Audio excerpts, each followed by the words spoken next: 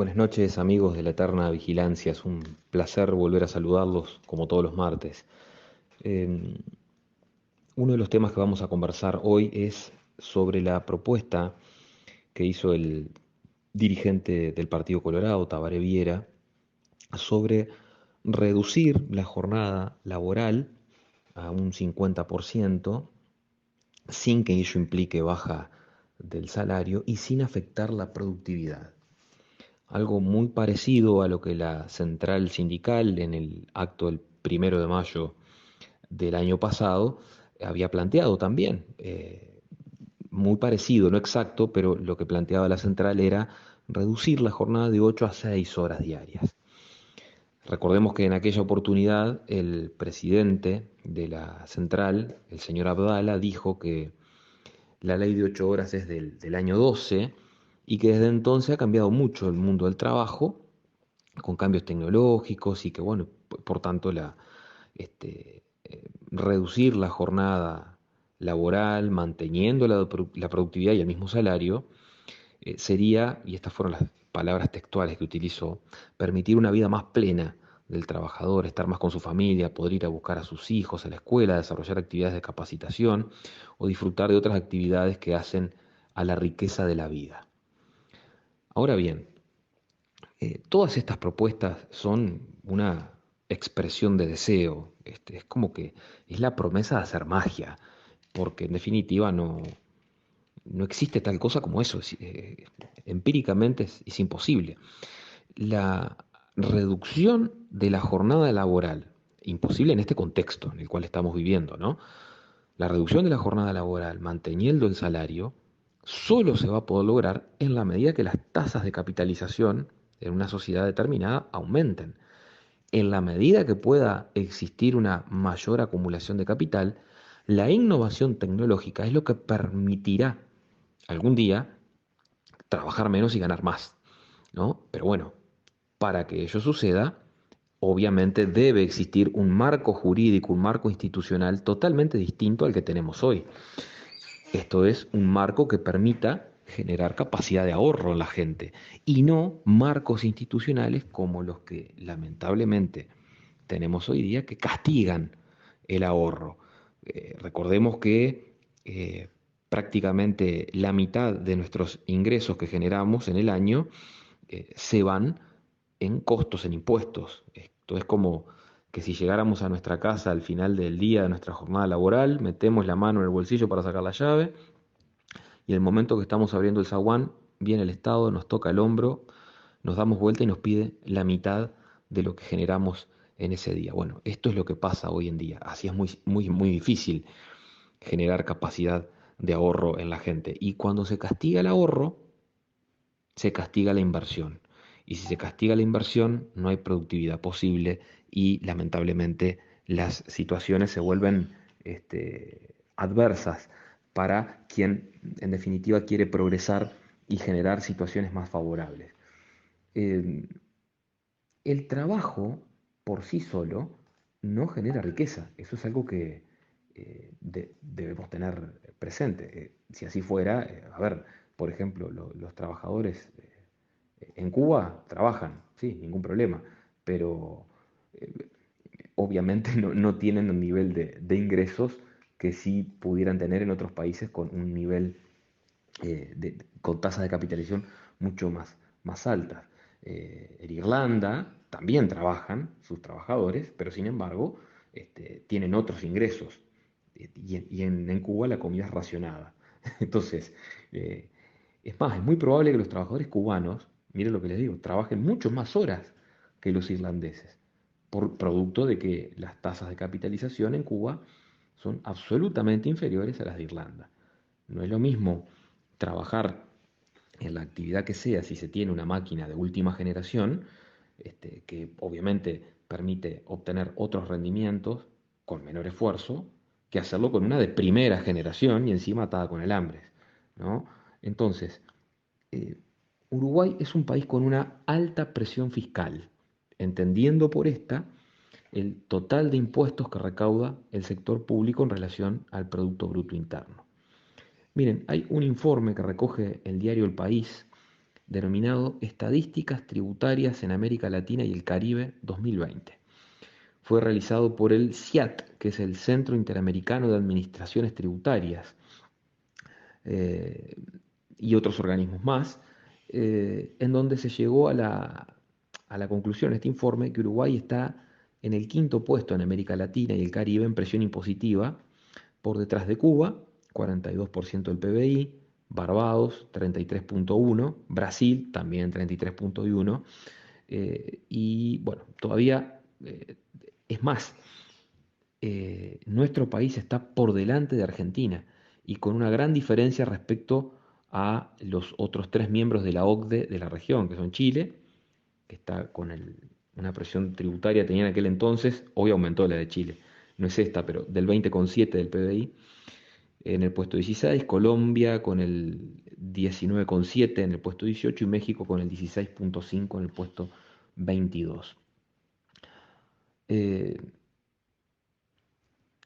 Ahora, este informe lo que dice, entre otras cosas, es que si se toma un periodo más prolongado, el promedio de América Latina y el Caribe aumentó casi 5 puntos porcentuales del año 2000 al 2019, mientras que en el mismo periodo Uruguay aumentó 5,8 puntos porcentuales, lo que es eh, su costo impositivo.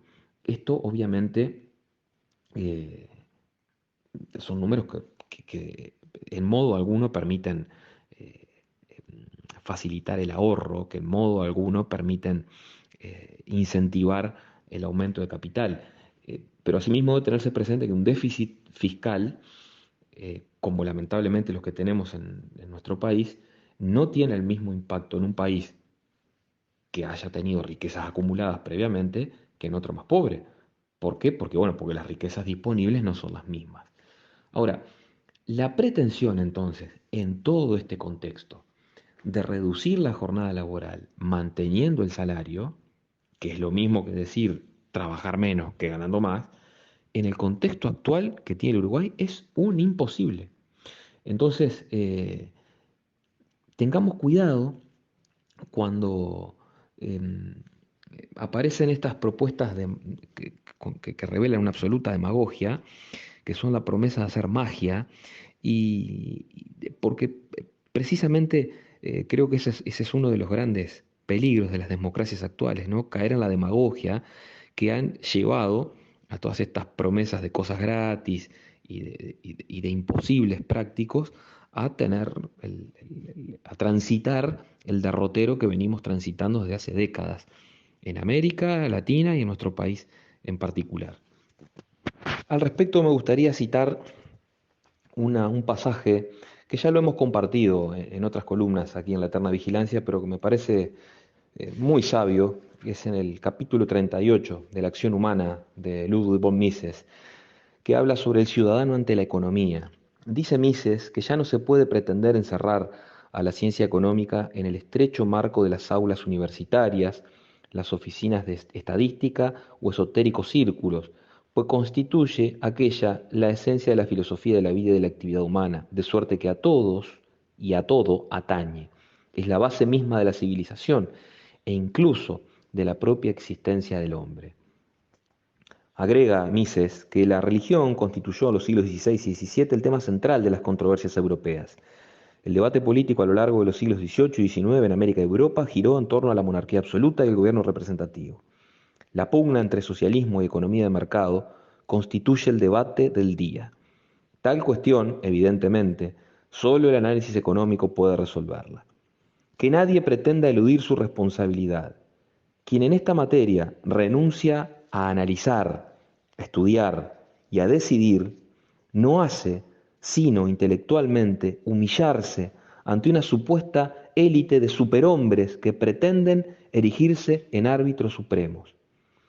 Aquellos que ponen su confianza ciega en autodesignados expertos, entre comillas, quienes, sin reflexión, aceptan los mitos y prejuicios más vulgares, tratándose de cuestiones que tan vitalmente les afectan, están abjurando de la divina chispa que les fue un día concedida, sometiéndose a ajeno señorío espiritual. Para el hombre consciente, Nada puede tener en la actualidad mayor trascendencia que el tema económico, pues está en juego su propio destino y el de su descendencia. La economía, agrádenos o no, ha dejado de ser esotérica, rama del saber, accesible tan solo a una minoría de estudiosos y especialistas, porque la ciencia económica se ocupa precisamente de los problemas básicos de la sociedad humana. Cuidado entonces con caer en estos facilismos, de, ya sea de la central sindical, perdón, o de algún político en particular, acá no importa el partido que sea, porque terminan siendo promesas demagógicas, promesas de hacer magia, que no tienen sustento alguno. Y es, creo yo, si no un deber, al menos una carga, un estímulo, es un imperativo de cada uno de interesarse en estos temas, de modo de no delegar estos temas que hacen en definitiva a la vida misma de las personas. No nos es ajeno, no nos son ajenos todos estos temas, no se pueden delegar en una supuesta élite de superhombres, como dice Mises, que terminan eh, definiendo o decidiendo sobre nuestras libertades, sobre nuestros bolsillos, sobre nuestras haciendas y sobre nuestros proyectos de vida. De modo que me parecía bueno volver a citar a este hombre sabio que fue Mises, bueno, que en este capítulo 38 de la acción humana nos deja un muy lindo mensaje que nos obliga a pensar, y esto que fue escrito ya hace 100 años al menos. En otro orden, amigos, aprovecho para extender una invitación para el próximo jueves 11 de abril a la hora 19:30 en el Salón de Bellas Artes en Montevideo, en la dirección Mercedes 921. Vamos a estar con los amigos de la ALU, de la Asociación de Liberales del Uruguay, en el marco de nuestras actividades proyectadas para este año 2024. Vamos a estar presentando el libro de mi autoría, El salario mínimo empobrece.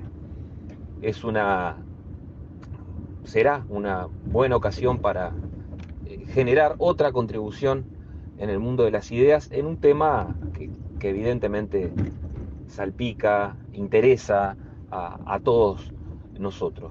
Hemos crecido con la idea errónea de que solo mediante la intervención estatal se puede generar o corregir los mal llamados fallos de mercado, puesto que no existen los fallos de mercado. Lo que a veces erróneamente se atribuye a una falla de mercado es consecuencia de una intervención estatal previa que generó tal distorsión, ya sea en el sistema de precios o lo que sea. Pero decíamos, ¿no? Existe la idea de que un mercado libre, un mercado de trabajo libre, no intervenido, una suerte de laissez-faire puro y duro, sería una situación absolutamente desventajosa para la supuestamente parte débil de la relación laboral, que es el trabajador. Esto está casi que establecido como un dogma, es algo que no admite prueba en contrario, argumento en contrario.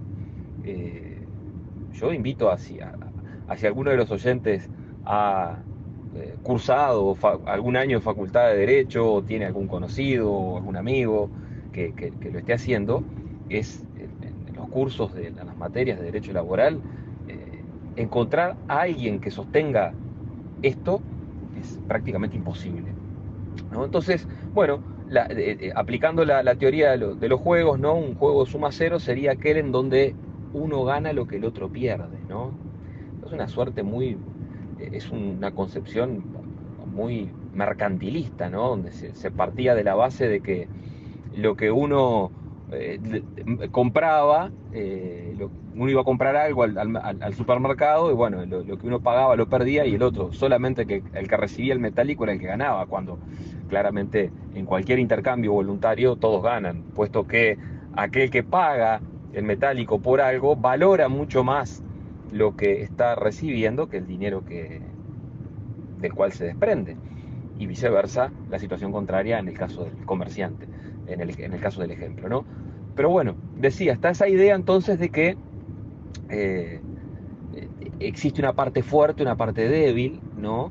Y, y se hace la idea de ese gran empresario, ese tipo de mucho, con una cuenta bancaria abultada y con un poder, una situación patrimonial muy beneficiosa, versus aquel pobre trabajador que no está en condiciones de poder negociar eh, en un pie de igualdad. Para eso, dicen los laboralistas, aparece el Estado a través del derecho laboral, regulando, interviniendo para salvar esas desigualdades económicas. Ahora bien, ¿cuál es la explicación por la cual un mismo trabajador, utilizando su misma herramienta, pensemos un sanitario o un pintor, por la misma tarea va a cobrar, no sé, supongamos, 7, 8 veces más si va a hacer la pintura de una casa en Estados Unidos o en Irlanda o en Australia, que si lo hace, no sé, en La Paz, Bolivia?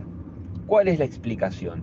¿Será acaso que los empresarios bolivianos son mucho más agarrados y más desprendidos los de los ejemplos que dimos, Irlanda, Estados Unidos, Australia? Bueno, la respuesta claramente es no. A ver, tiene que haber una explicación adicional que encuentre el fundamento para esto.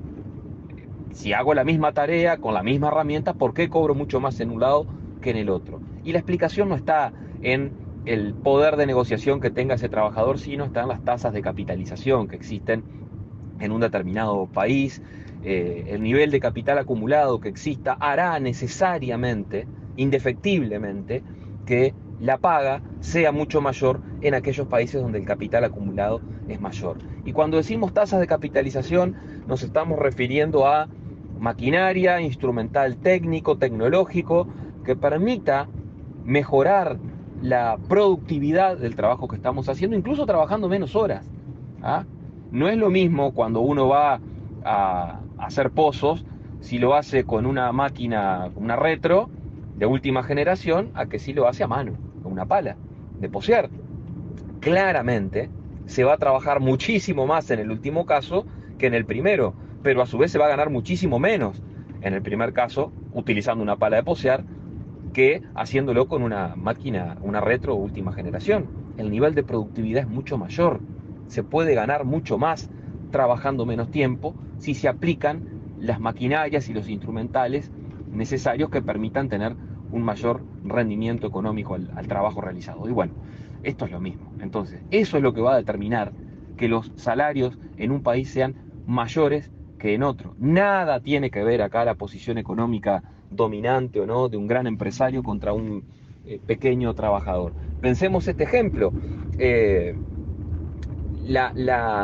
Si ese mismo pintor, supongamos que va a Australia, en donde el precio de mercado, producto de que las tasas de capitalización así hacen que el precio por ese trabajo sea mucho mayor, decía, se va a Australia y resulta que el precio de mercado por pintar una casa, no sé, supongamos que es $5.000. Y resulta que va lo quiere contratar alguien, una persona de grandísimos recursos, de altísimos recursos, y le dice, no, mira, yo te voy a pagar 1.000. Bueno, el sistema de precios, esa información que todos tenemos y que sabemos cuánto es lo que se paga por la pintura de una casa, lo que llevará a decir es a este trabajador, mire, yo aquí no le pinto por esa plata, me voy a hacerlo a otro lado que sí me pagan el precio de mercado. Contra los abusos, los presuntos abusos, la alternativa es que haya oportunidades. Y las oportunidades se dan en un mercado no intervenido, donde no haya regulaciones, donde no haya prebendas, subsidios, ventajas para unos en detrimento de otros. Y esto no quiere decir que uno sea un maldito defensor de los malvados empresarios y poco menos que se desinterese por la suerte de los trabajadores. No, ya desde Adam Smith, en La riqueza de las naciones, los liberales cuestionamos a los grandes empresarios que se valen de su posición para obtener prebendas, privilegios, subsidios, protecciones arancelarias. Esos evidentemente son parte del problema. Lo que decimos es que en una economía, en una sociedad abierta, en una economía libre, no intervenida, no va a existir Primero, tal cosa como el desempleo forzoso, en la medida que existan acuerdos libres y voluntarios entre las personas. Esto es, que no haya intervención estatal. Segundo, los salarios, el nivel de salarios va a ser mucho mayor en la medida también de que las tasas de capitalización sean superiores en la sociedad. Y para ello, es un poco lo que hablábamos en el primer tema, es absolutamente necesario tener primero legislaciones que no estén enemistadas con el ahorro, que no castiguen el capital, porque el capital no tiene patria, y el capital, el inversor, pero no solo el extranjero, sino el local también, va a invertir donde le resulte más beneficioso y donde lo traten mejor. Entonces, si acá empezamos con alzar banderas de la explotación, de la plusvalía, de la lucha de clases, o del otro lado del charco con la marcha peronista, combatiendo el capital, lo único que se va a conseguir es que exista lo que se llama la fuga de capitales, ¿no? Que no es otra cosa que defenderlo de cada uno. Yo le pregunto al oyente si tuviera unos manguitos para invertir, ¿dónde lo haría? ¿En la Argentina kirchnerista o, supongamos, pensemos en un país donde se respeta la propiedad privada? Imaginemos estos países que mencionamos al principio, Australia, Irlanda, en fin, ¿dónde lo haría? Bueno, esto no tiene nada que ver con un sentimiento de patriotismo, sino de cada uno perseguir su propio interés y direccionar los siempre escasos recursos en el lugar donde puedan ser más eficientemente asignados. De modo que, bueno, sobre estos temas es que versará la presentación del libro. El salario mínimo empobrece, puesto que es precisamente los salarios mínimos, los consejos de salario, son una fijación de precios que hace el Estado, y sabemos que la fijación de precios, tanto mínimos como máximos, lo que genera siempre es escasez. Y en este caso, entonces, lo que se termina consiguiendo cada vez que se interviene en el mercado de trabajo es generar una legislación que está total y absolutamente enemistada con la generación de empleo. Y se castiga a quién. Y bueno, a quien por lo general es la persona más joven, la menos productiva, la que también puede tener menos preparación, menos formación, más experiencia, y son quienes más necesitan ingresar al mercado. Son aquellos que están golpeando a las puertas del mercado de trabajo para poder ingresar, y el sistema, el propio sistema, las propias regulaciones, se lo impiden. Regulaciones que, no tengo duda, fueron hechas con la mejor de las intenciones, pero que esto acá no se mide por las intenciones, sino por los resultados. Y los resultados lo que determinan es que, lamentablemente, esta persona que no califica para ese nivel mínimo de productividad que exige el salario mínimo, quede lamentablemente excluida del mercado de trabajo. De modo que, bueno, la invitación queda hecha. Eh, no estoy en condiciones de anunciarlo aún, pero vamos a tener seguramente una participación de un invitado de lujo en la presentación del libro, lo cual hará aún más seductora la propuesta, y generará además otros incentivos para poder participar de este evento. En el final, como siempre decimos, es posible un futuro mejor. Este futuro existe solo si es liberal. Viva la libertad, un fuerte abrazo para todos.